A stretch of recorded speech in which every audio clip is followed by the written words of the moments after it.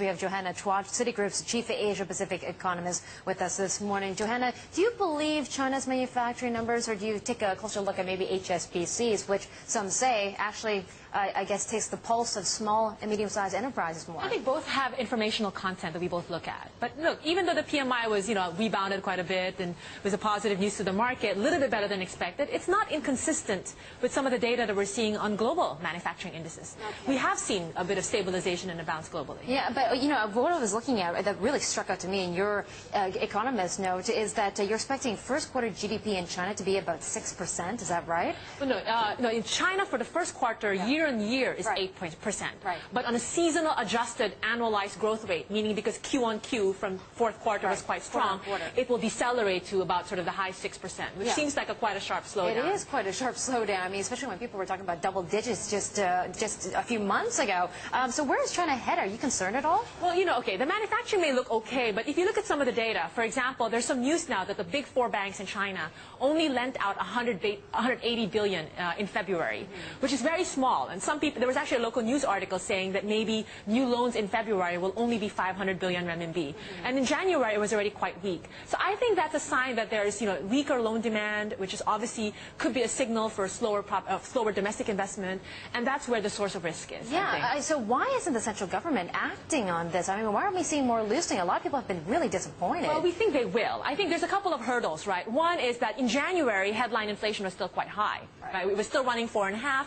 It was kind of impacted by the Chinese New Year effect. So that should reverse in February. So when we get the inflation number in February and March, that should remove the hurdle about concerns about inflation. But shouldn't it be ahead of the curve? I mean, you react when you see the numbers? Well, it's about expectations. Okay. It's about trying to manage down expectations. And so that's probably one thing. And the other factor is also, I think they're waiting to get the February data. A lot of data, they're combining the January, February data together. And I think when you get the complete picture, it should give them more room to be more accommodative. Okay, and when you say accommodative, loosening, what are you expecting this year? How many triple Rs, how many interest rate cuts, if one at all? Okay, we're not expecting any interest rate cut because I think deposit rate is low enough. We are expecting reserve requirement cuts, so we're thinking maybe around 3 more reserve requirements cuts, and you could have one coming out, as early as, next week, possibly. Oh, wow. Okay. But I think that happens. Well, but actually the big angle of loosening we're expecting is hoping for is the fiscal side. Okay. They've got a lot of room on the fiscal side. I think last year's budget deficit was much lower than expected.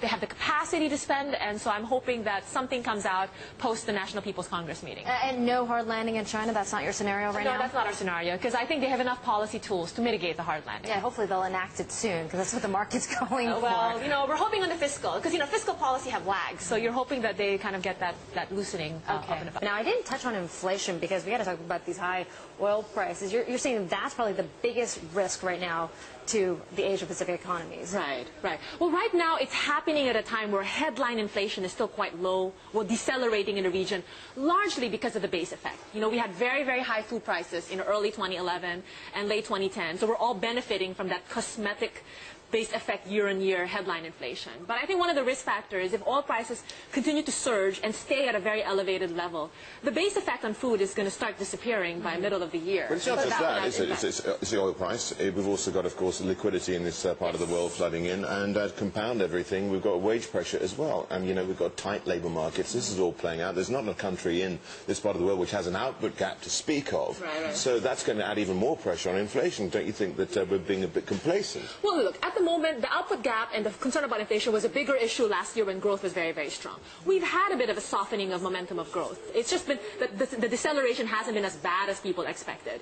So I don't think it's a big issue at the moment, but I do think it's a lingering issue in the background. How baked in is this potential oil shock into the markets and into these preliminary numbers? Well, right now, I mean, we just had this recent oil price surge just in the last month or so, right? So it takes a while for this to feed in.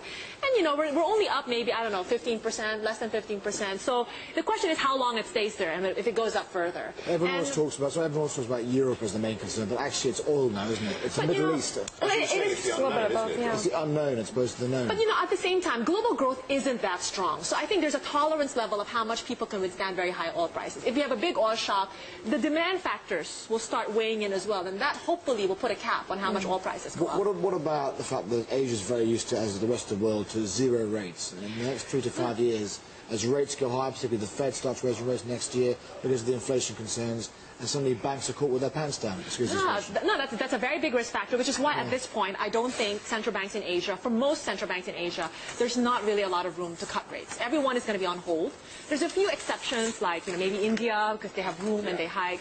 In the Philippines, we expect will cut this week, but generally not a lot.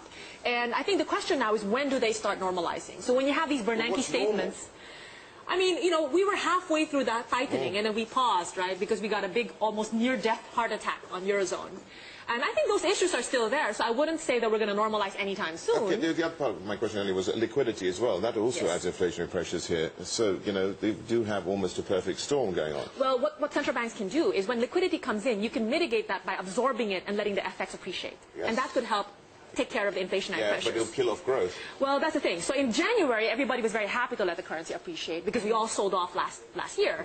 But as this advances, the export competitiveness issue become a concern. I mean, look at Japanese yen. Yen had weakened quite a bit. So how much will Korea won be willing to, how much will Korea be able to tolerate too much won appreciation? How do you digest and interpret Ben Bernanke's comments, or lack of, last night? Gold falling as much as it did, the dollar strengthening. Right. What wasn't said about quantitative easing 3, although we've seen more or less 2.75 already happening.